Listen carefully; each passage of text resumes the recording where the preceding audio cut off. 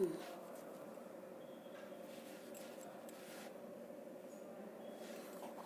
Students, आज BSc part 1 की organic chemistry की क्लास में हम पढ़ेंगे एल्काडाइन पार्ट 3, है ना।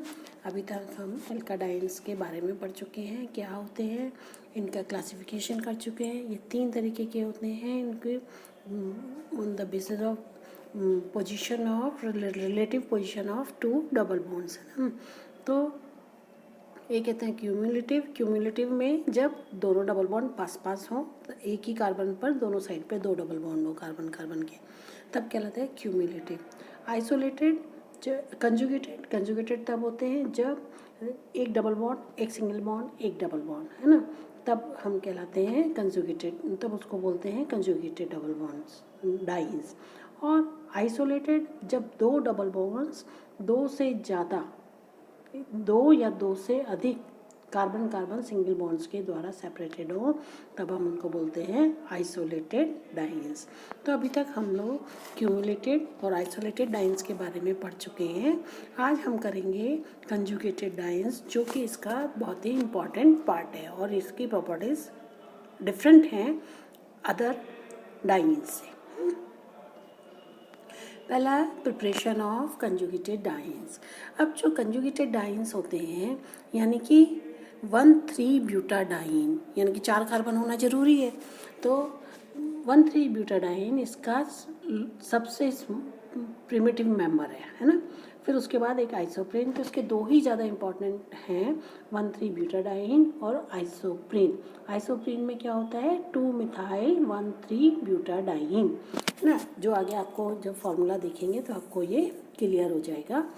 आज हम पढ़ रहे हैं तो 1,3-ब्यूटाडाइन, इसको बनाने के लिए हम ज़्यादातर एलिमिनेशन रिएक्शंस का यूज़ करते हैं।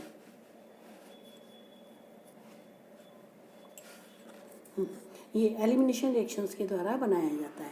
तो फर्स्ट मेथड है from butane by thermal dehydrogenation, यानी कि जो ब्यूटेन है उसका जब हम डिहाइड्रोजनेशन करते हैं थर्मली, तो इन प्रेजेंस ऑफ कैटालिस्ट, तब हमको ये मिलता है।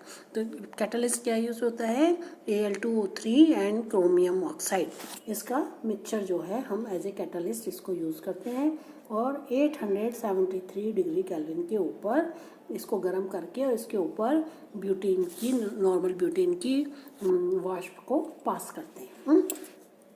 तो कैसे करते हैं, देखो ये है हमारा नॉर्मल ब्यूटेन, है ना। जब नॉर्मल ब्यूटेन की हम यहाँ से देखो, अरे यार, हाँ ये है नॉर्मल ब्यूटेन, है ना, ठीक है। ये नॉर्मल ब्यूटेन इसकी कैटलिस्ट की प्रेजेंस में करते हैं, तो पहले एक हाइड्रोजन मॉलिक्यूल निकलता है और हमको मिलता है ब्यूटेन 1। फिर इसको फर्दर जब हम पास करते हैं तो हमको इसी पर दूसरा हाइड्रोजन मॉलिक्यूल निकल जाता है और हमको मिलता है 1,3-ब्यूटाडाइन। और ये क्योंकि कंजुगेटेड डाइन है, क्योंकि एक डबल बॉन्ड, दूसरा डबल बॉन्ड एक सिंगल बॉन्ड के द्वारा आपस में सेपरेटेड है, तो इसको हम कहते हैं कैटालिटिक डिहाइड्रोजनेशन, क्योंकि वाटर मॉलिक्यूल्स इसमें निकल रहा है। नेक्स्ट है from dehydration of alcohol, dehydration from diols. जो डाइऑल्स होते हैं उनका हम डिहाइड्रेशन मतलब वाटर मॉलिक्यूल निकले, और जो वाटर मॉलिक्यूल निकले उसको साथ के साथ रिएक्शन साइट से हटा दिया जाए डिहाइड्रेटिंग एजेंट की वजह से। तो ये क्या काम करता है, जो फॉस्फोरिक 20% फॉस्फोरिक एसिड लेते हैं या सोडियम फॉस्फेट लेते हैं, तो ये क्या है, लिबरेटेड वाटर मॉलिक्यूल्स को तुरंत वहाँ से एब्जॉर्ब करके हटा देता है। तो ये है हमारा 1,3-ब्यूटेन डाइऑल, 1,3, है ना, ब्यूटेन डाइऑल। जब इसको सोडियम फॉस्फाइड या H3PO4 के ऊपर ऑर्थोफॉस्फोरिक एसिड के ऊपर पास करते हैं तो हमको मिलता है 1,3-ब्यूटाडाइन, एक वाटर मॉलिक्यूल यहाँ से, एक हाइड्रोजन यहाँ से, एक वाटर मॉलिक्यूल ये, इस तरह 2 वाटर मॉलिक्यूल्स निकल जाते हैं और हमको 1,3-ब्यूटाडाइन मिल जाता है। इसी तरह अगर 1,4-डाइऑल है ना, तो 1,4-डाइऑल ये रहा,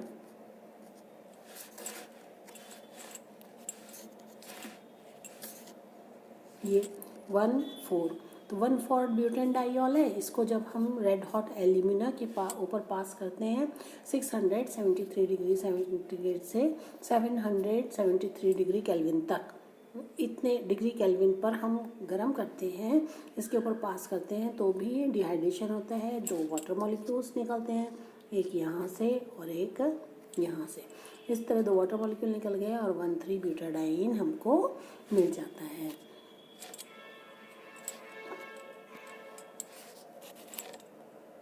इसी तरह फ्रॉम इथेनॉल, इथेनॉल का जब हम एल्यूमिना और जिंक ऑक्साइड इसके मिक्सचर के ऊपर एल्यूमिना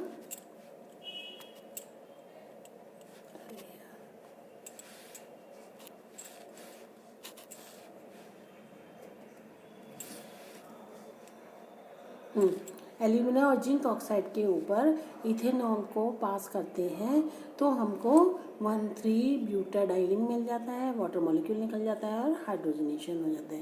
लेकिन इसमें जो प्रोडक्ट है वो हमें कम अमाउंट में मिलता है, यानी कि यील्ड जो है कम मिलती है। तो इस यील्ड को बढ़ाने के लिए हम क्या करते हैं, इथेनॉल की वाष्प को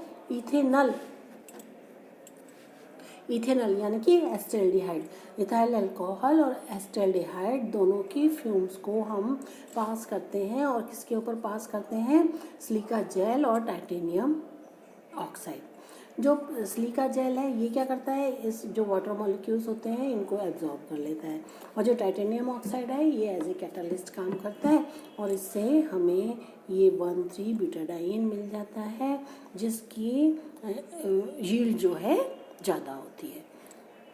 नेक्स्ट है फ्रॉम एस्टिलाइन, एस्टिलीन के डाइमराइजेशन से, जो एस्टिलीन है उसके डाइमराइजेशन से ये हमारा इथाइन मॉलिक्यूल या हम इसको कहें एस्टिलीन, है ना, जब इसको क्यूप्रस क्लोराइड और अमोनियम क्लोराइड की प्रेजेंस में के ऊपर पास करते हैं तो डिहाइड्रोजनेशन हो जाता है और पहले तो हमें इसका डाइमराइजेशन होता है और डाइमराइजेशन होने के बाद विनाइल एस्टिलीन मिलता है।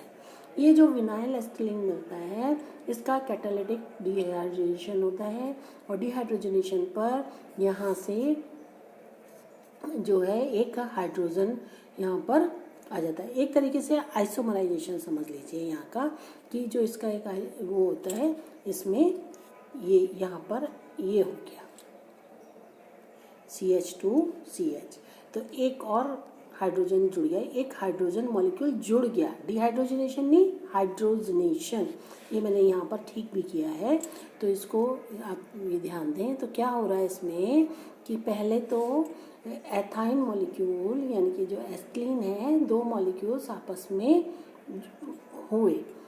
जुड़े तो क्या बन गया, विनाइल एस्टिलीन, है ना। विनाइल एस्टिलीन के बाद फिर इसमें क्या हुआ, एक हाइड्रेशन यानी कि हाइड्रोजनेशन यानी कि एक हाइड्रोजन मॉलिक्यूल जुड़ गया, कहाँ पर, इस ट्रिपल बॉन्ड पर, तो हमको मिल गया 1,3 ब्यूटाडाइन, है ना। और इसीलिए जो ये बुक में गलत दिया हुआ है, यहाँ पर डिहाइड्रोजनेशन नहीं हाइड्रोजनेशन है, इस चीज़ को मैंने ठीक भी किया है, आप इसको ध्यान दें। नेक्स्ट है from retro Diels Alder reaction. Retro means opposite to Diels Alder. Diels Alder reactions क्या होती हैं, जब कंजुगेटेड डाइन किसी एल्कीन के साथ रिएक्शन करता है तो साइक्लाइजेशन होता है और हमें एल्कीन मिलता है, साइक्लो एल्कीन, है ना। तो इसी तरह जब हम साइक्लो एल्कीन को गर्म करते हैं नाइक्रोम वायर के ऊपर, नाइक्रोम वायर क्या होता है, नाइक्रोम वायर निकिल क्रोमियम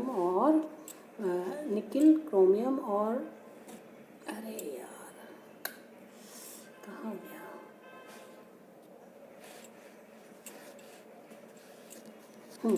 ये निकिल क्रोमियम वायर जो है, निकिल क्रोमियम आयरन का मिक्सचर होता है, उसको हम कहते हैं नाइक्रोम, है ना, और ये इसको एलॉय बोलते हैं।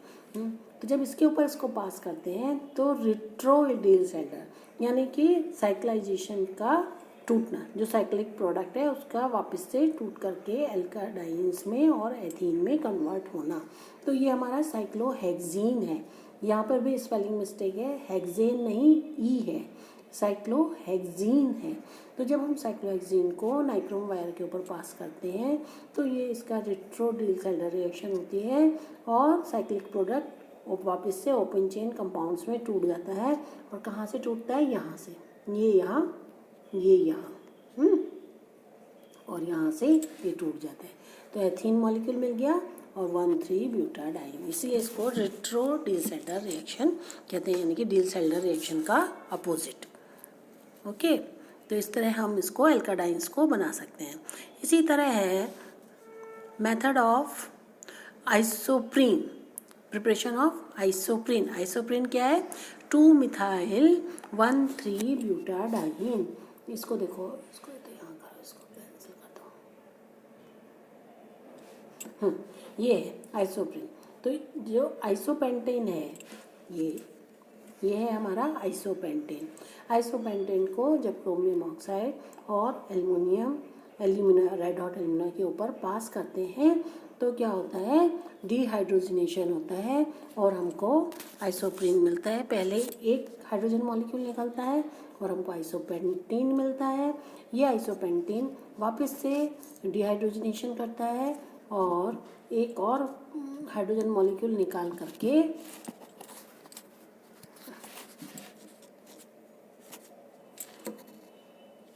ये एक और हाइड्रोजन मॉलिक्यूल निकाल देता है और हमको 1,3-ब्यूटाडाइन और सेकंड पोजीशन पर मिथाइल ग्रुप, तो 2-मिथाइल-ब्यूटाडाइन मिलता है, जिसको हम कॉमन नेम आइसोप्रीन के नाम से जानते हैं। ये जो आइसोप्रीन है पॉलीमराइजेशन के द्वारा जो है रबर्स वगैरह बनाने में काम आते हैं। बहुत ही इंपॉर्टेंट, ये ब्यूटाडाइन और ये दोनों ही यूटिलाइज होते हैं। नेक्स्ट है स्ट्रक्चर एंड स्टेबिलिटी। तो पहले तो बात करें स्ट्रक्चर की। जो कंजुगेटेड डाइन्स होते हैं, है ना, इसका पहला एग्जांपल है 1,3-ब्यूटाडाइन। तो 1,3-ब्यूटाडाइन में 4 कार्बन है, ये 1 2 3 4, चारों के 4 कार्बन कैसे होते हैं? sp2 हाइब्रिडाइज होते हैं, यानी कि ट्राइगोनल प्लेनर। और ये ट्राइगोनल प्लेनर चारों कार्बन एक ही प्लेन में होते हैं, है ना। तो ट्राइगोनल यानी कि 3, हर एक के पास 3 हाइब्रिडाइज्ड ऑर्बिटल हैं एक ही प्लेन में, है ना। तो अब ये कौन से हुए? देखो, एक ये बना लिया है इसने बॉन्ड, सिग्मा बॉन्ड, एक ये सिग्मा बॉन्ड बना लिया। दूसरा किसके साथ बना लिया? C2 के साथ बना लिया। इसी तरह C2 वाले ने एक इसके साथ बना लिया, एक यहाँ बना लिया, एक यहाँ बना लिया। तो इस तरह इसके 3 बॉन्ड हो गए। इसी तरह C3 वाले के एक ये रहा, एक इधर ये रहा और एक ये रहा। इसी तरह C4 के भी ट्राइगोनल प्लेनर है, ये और ये। अब जो इन्होंने 4, तो ये के हर कार्बन ने 3 सिग्मा बॉन्ड बना लिए और वो सारे के सारे एक ही प्लेन में। अब सभी कार्बन के ऊपर 1 2 3 4 के ऊपर एक एक अनहाइब्रिडाइज्ड p ऑर्बिटल है। और वो कहाँ है? वो इस प्लेन के ऊपर खड़ा हुआ है ना। तो इस प्लेन के परपेंडिकुलर है और आपस में ये सारे पैरेलल हैं। तो पहले तो ये सिग्मा बॉन्ड बन गया। अब C1 में C2 पर 2 पाई ऑर्बिटल हो गए, पाई p ऑर्बिटल्स हो गए, जो दोनों आपस में पैरेलल हैं। तो ये आपस में ओवरलैप करेंगे तो साइड वाइज ओवरलैपिंग से पाई बॉन्ड बना देंगे। इसी तरह C3 और C4, इसमें भी दोनों आपस में पैरेलल हैं और इस प्लेन के परपेंडिकुलर है। तो ये भी साइड वाइज ओवरलैपिंग करेंगे तो पाई बॉन्ड बना देंगे। तो इस तरह C1 और C2 के बीच में एक डबल बॉन्ड आ गया, C3 और C4 के बीच में एक डबल बॉन्ड आ गया। तो ऐसा करने पर इसका क्या स्ट्रक्चर हो गया? वो ये स्ट्रक्चर हो गया जो नीचे दिखाया हुआ ये, है ना, कि C1 और C2 के बीच में एक डबल बॉन्ड और C3 और C4 के बीच में एक डबल बॉन्ड। अब इसके साथ में क्या होता है, जैसे कि बात आती है इसकी स्टेबिलिटी की। जनरली जो ब्यूटाडाइन का स्ट्रक्चर लिखते हैं 1,3-ब्यूटाडाइन या कंजुगेटेड ब्यूटाडाइन बोले इसको, उसका स्ट्रक्चर हम ये लिखते हैं, है ना। ठीक है, अब बात आती है स्टेबिलिटी की। जो ये ब्यूटाडाइन है, कंजुगेटेड ब्यूटाडाइन, ये आइसोलेटेड डाइन्स या क्यूमुलेटिव डाइन से ज़्यादा स्टेबल होता है। क्यों ऐसा होता है? ऐसा इसलिए होता है देखो ये जो है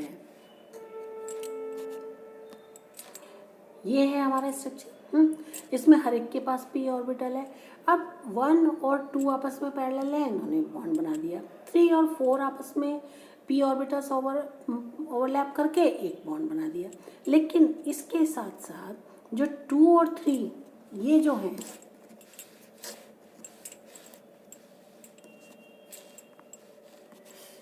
ये जो 2 और 3 ये भी तो आपस में पैरेलल हैं, ये और पास भी हैं, एडजेसेंट भी हैं और पैरेलल भी हैं। तो ये भी कुछ एक्सटेंट तक एक डबल बॉन्ड करैक्टर रखता है, यानी कि C2 C3 भी आपस में वीक बॉन्डिंग बनाते हैं और एक पाई बॉन्ड बन जाता है। तो होता क्या है, जो ये पाई इलेक्ट्रॉन्स हैं, ये चारों पाई इलेक्ट्रॉन्स 1 2 3 4 के पास जो 4 पाई इलेक्ट्रॉन्स हैं वो इन चारों ऑर्बिटल्स पर डीलोकलाइज हो जाता है, यानी कि ये चारों ही कार्बन डबल बॉन्ड करैक्टर को रखते हैं। तो जिसकी वजह से इस डीलोकलाइजेशन की वजह से जो कंजुगेटेड डाइन्स हैं वो ज़्यादा स्टेबल होते हैं in comparison to isolated dienes या क्यूमुलेटिव डाइन्स, है ना। ये देखो, ये यहाँ पर देखो, ये देखो, ये दिखा रखा है ना।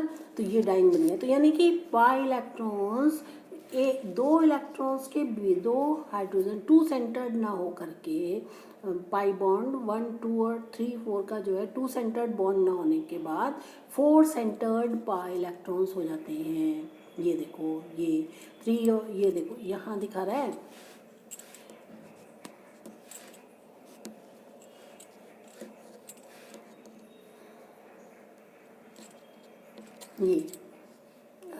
ये 4 सेंटर्ड हो जाता है, यानी कि 1 2 3 4 यानी कि चारों कार्बन के ऊपर ये पाई इलेक्ट्रॉन्स रहते हैं, इस तरीके से डीलोकलाइज रहते हैं, जिसकी वजह से ये स्टेबलाइजेशन शो करता है कि ये जो है ज़्यादा स्टेबलाइज होता है।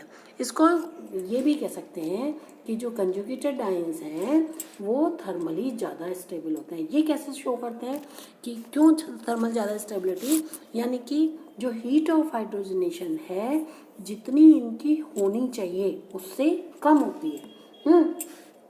अब देखो जैसे इस टेबल में है ना, ये है हमारा ब्यूटीन। ब्यूटीन में एक डबल बॉन्ड होता है जिसके एंथैल्पी ऑफ हाइड्रोजनेशन कितनी होती है, इतनी -30.3, है ना, यानी कि इतनी हीट निकलती है। माइनस का मतलब एक्सोथर्मिक रिएक्शन होती है, इतनी हीट निकलती है। इसी तरह जो पेंटीन है उसमें भी एक डबल बॉन्ड होता है, उसमें इतनी निकलती है 30.1, सेम ऑलमोस्ट सेम है ना।